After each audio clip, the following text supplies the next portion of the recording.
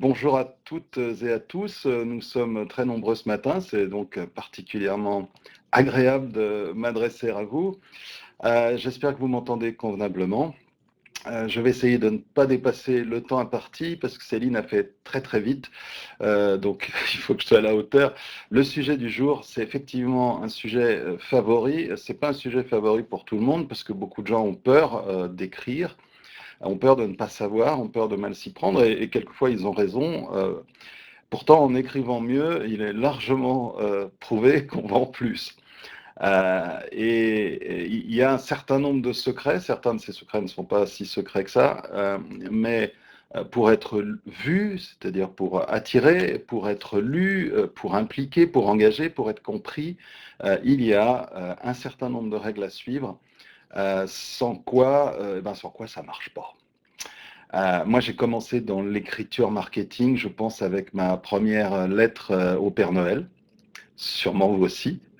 Depuis, j'ai écrit et puis j'ai fait écrire des milliers des milliers d'articles, de posts sur des blogs, des dossiers, des présentations, des recommandations, des emails, de la chose la plus simple, la plus basique à la chose la plus sophistiquée. Euh, Ce n'est pas plus facile aujourd'hui qu'hier, je dirais même c'est plus difficile parce qu'il y a eu multiplication du nombre de canaux ouverts entre vous et vos clients et vos prospects, et que ces canaux ont généré eux-mêmes un certain nombre de règles. Donc c'est à la fois plus technique qu'auparavant, mais à la fois encore plus important que ça n'a probablement jamais été, maintenant que vous pouvez vous parler en direct avec vos clients, et pas seulement louer de l'espace dans un magazine, des spots télé ou utiliser des tiers pour diffuser vos informations. Alors, de quoi? Alors, il faut juste que je vois comment on tourne la page. Ah oui, voilà, ça y est, j'ai trouvé. Pardon. Alors, le programme d'aujourd'hui, c'est de se recaler par rapport à des fondamentaux que beaucoup d'entre nous connaissent finalement assez mal. On verra lesquels. Parler des nouvelles conditions dans lesquelles on écrit aujourd'hui et dans lesquelles on est lu ou pas aujourd'hui.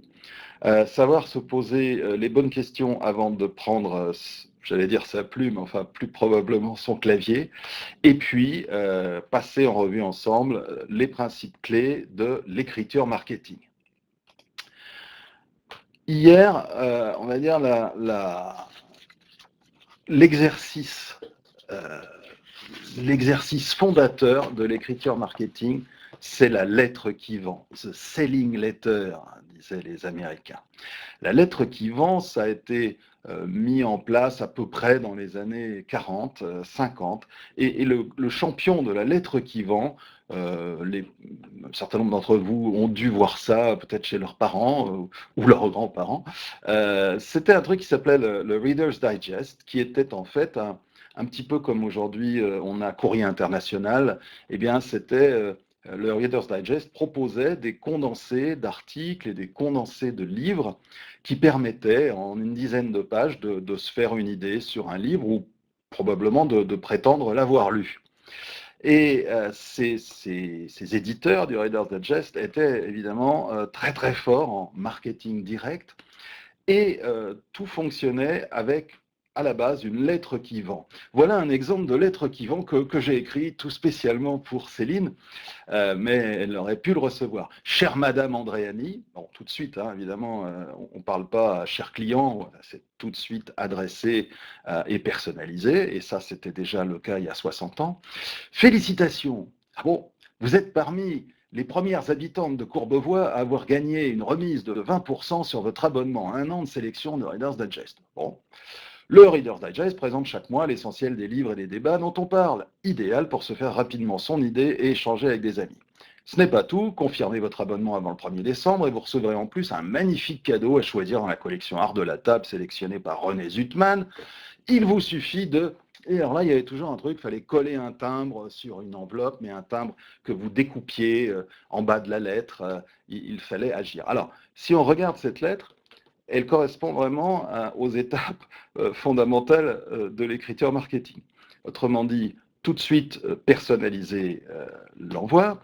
Deuxièmement, impliquer immédiatement par quelque chose de positif, c'est-à-dire répondre à la question pourquoi est-ce qu'on m'écrit? Pourquoi est-ce que ces gens m'écrivent moi? Eh bien, vous le voyez, ils m'ont choisi. Ils m'ont choisi, alors ça peut être toutes sortes de choses, mais en tout cas, j'ai été choisi pour un truc spécial. Ah bon, donc je suis sûrement quelqu'un de spécial. Ensuite, immédiatement, le bénéfice, c'est-à-dire qu'est-ce que m'offre ce produit, qu'est-ce que m'offre ce magazine, eh bien, l'essentiel des livres et des débats, et ça me permet de me faire mon idée et d'en parler avec des amis. Donc, immédiatement, on me parle de moi, on me parle de ce que je vais en faire, on parle de bénéfices, et donc, quelque part, on me donne immédiatement une bonne raison personnelle d'aller plus loin, y compris d'aller plus loin dans la lecture de la lettre. Et alors, ensuite vient l'accélérateur. Pourquoi est-ce qu'il faut que je me décide maintenant? C'est pas parce que l'offre sera terminée dans 3 jours, c'est parce que j'aurai en plus quelque chose si je me décide rapidement. Et puis, ce dernier paragraphe, qui est un paragraphe d'engagement, c'est-à-dire que on ne veut pas que vous envoyiez forcément le chèque tout de suite, mais on veut que vous fassiez un geste, que vous donniez un signe d'engagement. Donc, coller une petite vignette que vous avez découpée, euh, écrire 4 mots, écrire quelque chose, faire un geste, montrer, cliquez ici aujourd'hui, ça va être ça, pour aller plus loin. Ce n'est pas forcément pour aller tout de suite, encore une fois, au chèque ou au mandat. Donc la lettre qui vend, en réalité, sans le savoir, vous en faites plein, vous en faites, je ne sais pas, quand vous avez eu, ça m'est arrivé pas longtemps, vous avez eu une amende et puis vous essayez de convaincre le maire de votre commune que si vous étiez garé là, c'est parce que vous aviez votre fille, que c'était important, qu'elle était malade, que ta. Vous, très régulièrement, vous écrivez des lettres qui vendent. Et quand vous cherchez du travail, quand vous écrivez une lettre pour accompagner un CV, ben, quelque part, c'est aussi une lettre qui vend. Et il ne s'agit pas que de dire du bien de soi, il s'agit d'expliquer en quoi la personne à qui vous écrivez va être gagnante. Gagnante à passer à l'étape suivante qui est vous recevoir, vous répondre, etc. Alors, ces principes de la lettre qui vendent, ils restent complètement valables, c'est-à-dire personnalisés, impliqués par un bénéfice personnel, accélérer les choses, demander un signe d'engagement, une prochaine étape, etc. Tout ça reste parfaitement valable. Maintenant, tout le reste a changé. Hein. Multiplication, la diversification des sources d'informations. Aujourd'hui, le consommateur a des centaines, des milliers de sources d'informations. Le parcours individuel, il est complètement multimédia. Je lis quelque chose sur Facebook, je clique, j'arrive sur un article. Depuis l'article, je vais voir un site. Depuis le site, je vais aller utiliser une application, etc.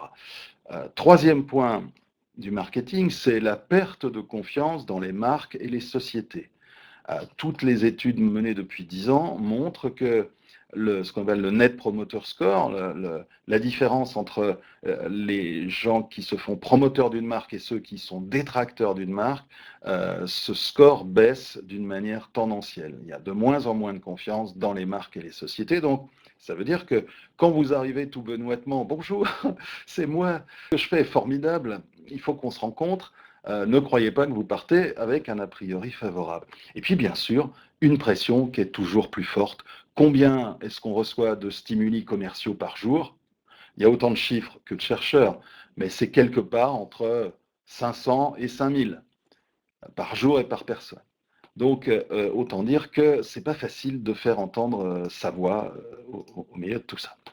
Alors, Les canaux, les lieux où on peut s'exprimer sont extrêmement nombreux, le site, les emailing, les landing pages, les blogs, les newsletters, les réseaux sociaux, magazines, brochures, les communiqués de presse, il ne faut pas les oublier, votre intranet si vous êtes une entreprise certaine taille, votre extranet si vous avez beaucoup de partenaires, votre journal interne, j'en passe et des meilleurs.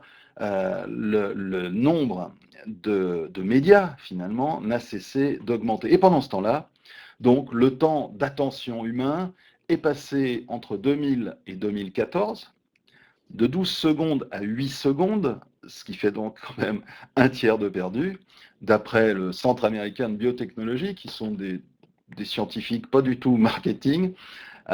Donc, la mémoire de poisson rouge n'est pas loin. En gros, c'est tout de suite ou jamais. Le temps d'attention, le temps que vous avez pour attraper les gens et les convaincre d'aller plus loin, diminue considérablement. Or, votre première vente, c'est la vente de votre contenu, c'est la vente de ce que vous avez à dire. 8 secondes, ça fait pas beaucoup.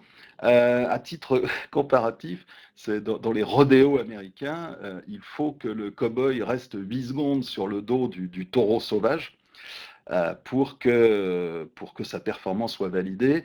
8 secondes, donc c'est à la fois très court, mais à la fois, je pense que pour le cow-boy, ça peut, ou pour le taureau sauvage, ça peut paraître très long. En tout cas, il est fondamental de capter l'attention tout de suite. Et pour y arriver, vous ne passerez pas à travers la question indispensable qui est de savoir pour qui écrivez-vous. On n'écrit pas pour Google, d'accord ? Bien sûr, le SEO, c'est très important, il faut respecter les règles de visibilité sur Internet, mais on n'écrit pas pour Google, on écrit pour les gens qu'on veut convaincre à terme de venir à nous. Est-ce que tout le monde nous entend ? Je vois des gens qui nous disent qu'ils ne m'entendent plus. Qu'est-ce que ça donne? Non, Stéphanie nous dit OK, et Sébastien aussi, donc bon, tout va bien. Merci à tous. Ouais, pour qui on écrit? Alors, il y a des méthodes, plein de méthodes qui consistent à décrire notre public, parce qu'après tout, on peut parler comme des acteurs aussi, notre public, et ne pas les décrire comme des numéros, comme des statistiques. Ce sont des gens, ce sont des vraies personnes, même s'ils sont dans le B2B, ce sont des gens. On parle de persona, c'est-à-dire des personnalités, tout simplement. Qui est le décideur, qui est le stratège, qui est le financier, qui est l'opérationnel, c'est-à-dire les gens que vous allez croiser si vous allez plus loin dans la relation. Qui sont-ils? Quelles études ils ont faites? Quel âge moyen ils peuvent avoir? Quelle place dans la hiérarchie ils peuvent avoir? Et dans le cas très courant en B2B, où vous avez plusieurs décisionnaires pour une même décision, il faut analyser les besoins, les doutes, les freins, et d'une manière générale, tout ce qui fait le succès ou l'échec de chacun de ces décideurs une fois la décision prise. Et c'est un point très... En fait, c'est ce qu'on vous dit, mettez-vous à leur place. Eh bien oui, mettez-vous à leur place. Il faut les connaître de l'intérieur. Vos commerciaux les connaissent sûrement bien. Donc, interrogez vos commerciaux, c'est bien. Mais allez en voir une dizaine vous-même. Ça peut être très bien aussi, même si vous travaillez dans un marché de niche absolue. Vous serez jamais, si vous êtes capable d'apporter les réponses, d'aider à réussir vos clients, vos prospects, vous allez les intéresser. Donc, il faut comprendre. Finalement, qu'est-ce qui les gêne? Qu'est-ce qui les empêche d'avancer? Ou au contraire, qu'est-ce qui contribue à leur réussite professionnelle? Et puis, du même coup, qu'est-ce qu'ils lisent? Qu'est-ce qu'ils font? Qu'est-ce qu'ils écoutent? Quels sont leurs magazines préférés, quels sont leurs blogs préférés, quelles sont leurs sources d'informations préférées. Et si c'est Jean-Marc Morandini, c'est Jean-Marc Morandini.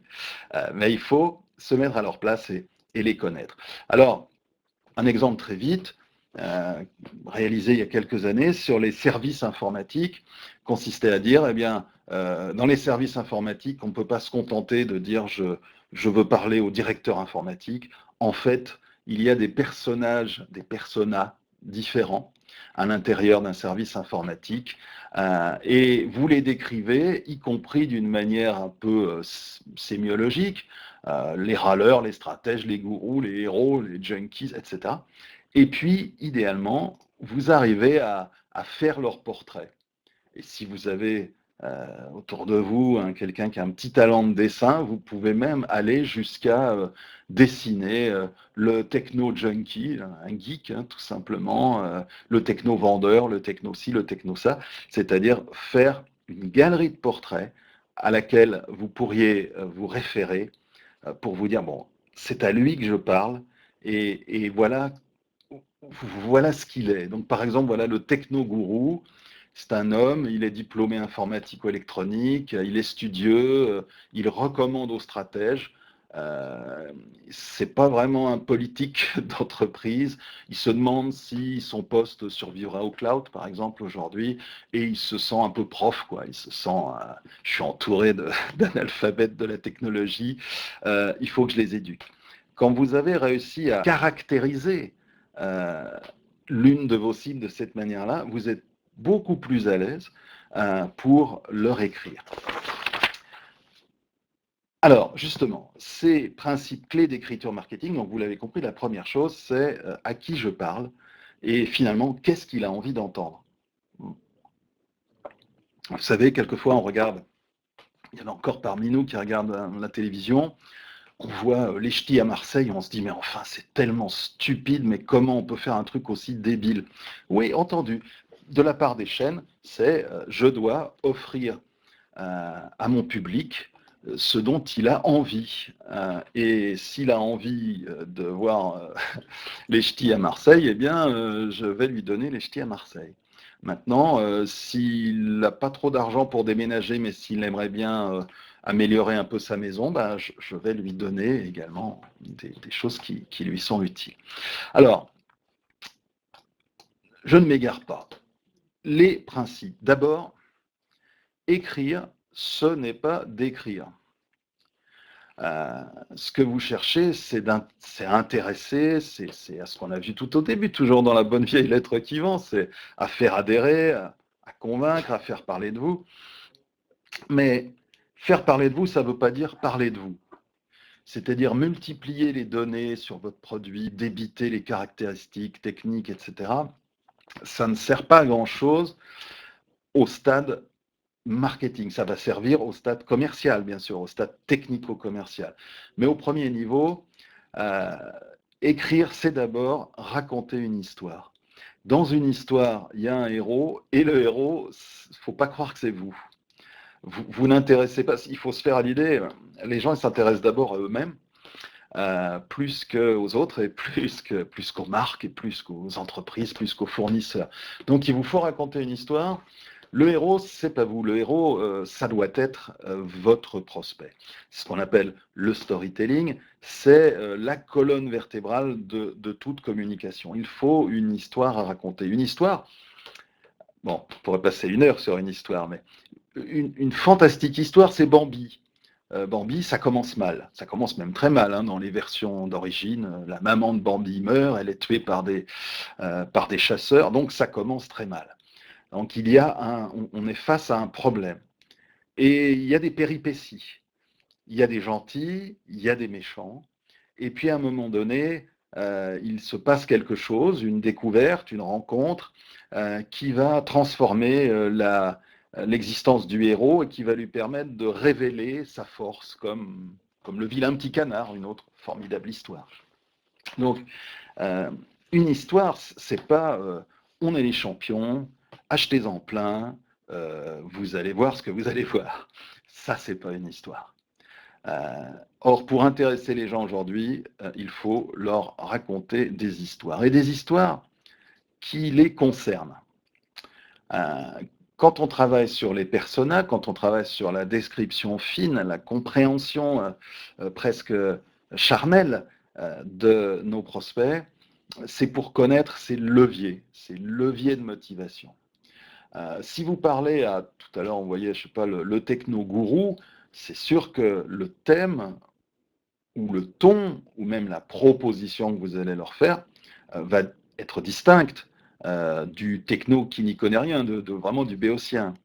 Ce choix-là va venir relativement naturellement, mais ce qu'il faut, c'est que votre cible se retrouve dans vos mots et tout de suite, puisqu'on a vu tout à l'heure là, le cavalier le cow-boy sur le taureau, elle a 8 secondes pour passer à l'étape suivante. Et je voudrais revenir sur ce qu'on a tous appris à l'école, et qui est évidemment l'inverse de ce qu'il faut faire, c'est l'écriture en pyramide. Alors, on a appris cause, modalité, conséquence. Vous vous souvenez de ça, c'était le plan historique typique. Pourquoi il y a eu la guerre, comment ça s'est passé et quelles en ont été les conséquences. Ça, c'est un plan traditionnel. Ou bien, vous avez le plan Sciences Po. Oui, non, et peut-être bien que oui, peut-être bien que non, l'avenir tranchera. Ça, c'est le plan type Sciences Po. Vous avez le plan des nouvelles, vous savez, oui, c'est ça, pas des romans, mais des nouvelles, où finalement tout se passe dans la chute. Vous avez une mise en place, des personnages, il se passe des choses, et puis il faut lire jusqu'à la dernière page. Ou les thrillers, où bien souvent, vous êtes tenu en haleine, le page turner, on va dire, ah, vivement, qu'est-ce qui va se passer? Ouais, et ben tout ça, c'est nul et non avenu quand il s'agit de marketing.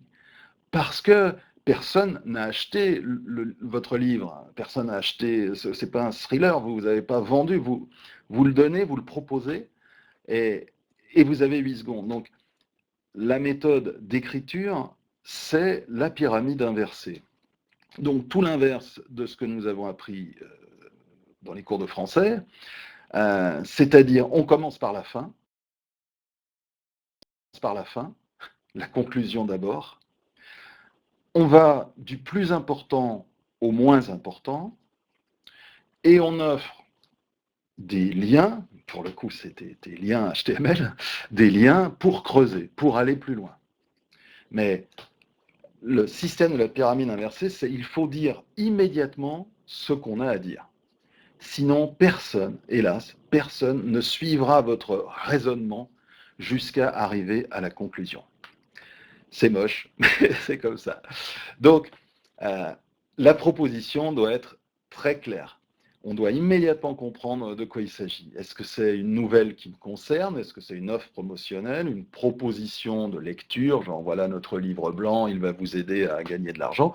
Est-ce que c'est un achat immédiat?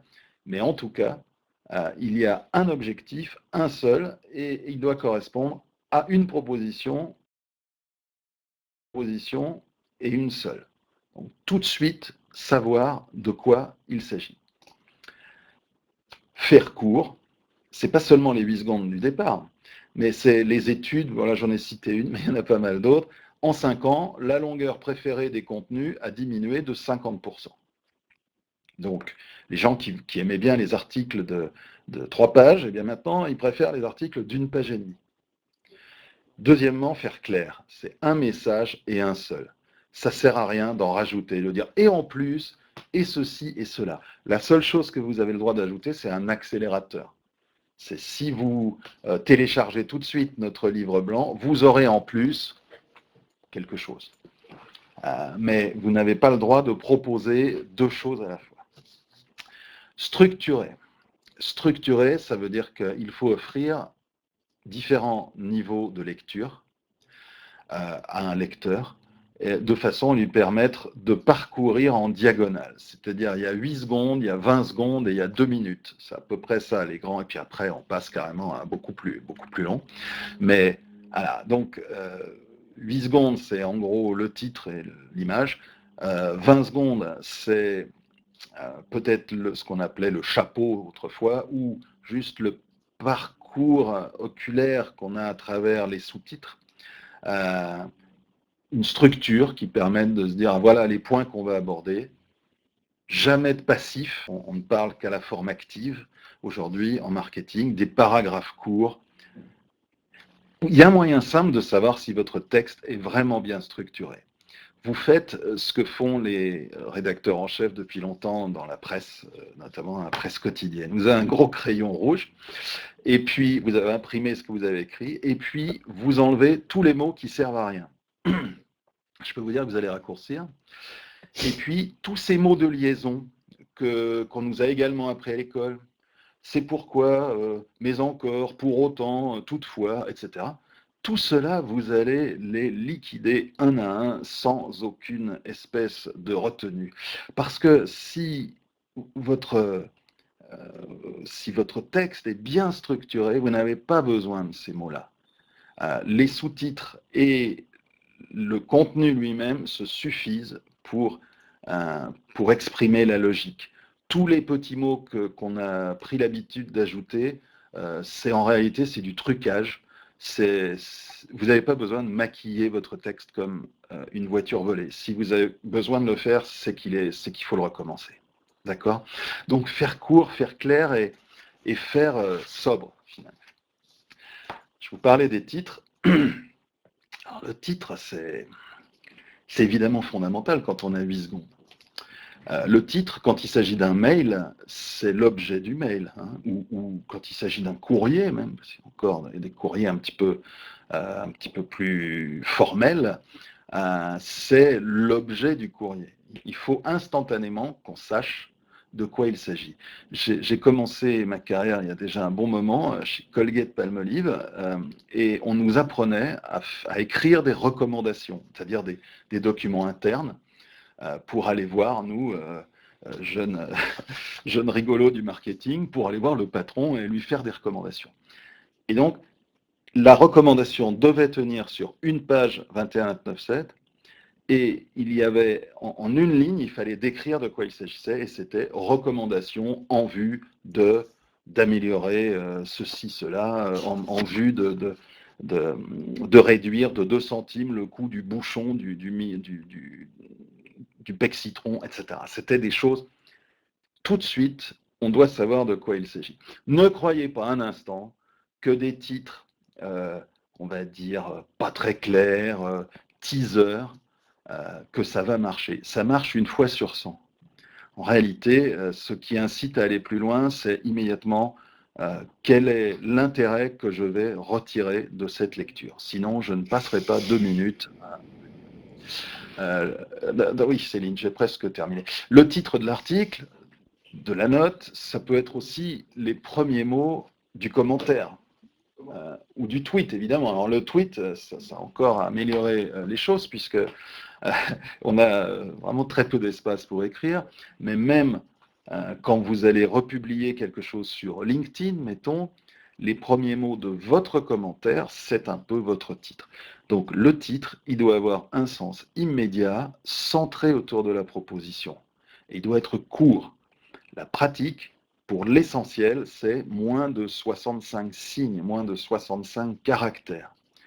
Bien sûr, il y a des cas, des exceptions, mais voilà, l'exception, ça doit rester l'exception. Je vais vous donner un exemple de la manière dont on peut titrer la même chose en fonction un peu de l'angle qu'on va prendre.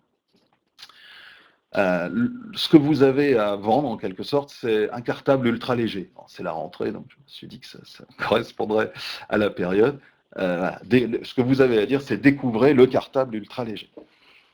Voilà 4 angles possibles pour amener le sujet, pour faire lire quelque chose autour de cette invention.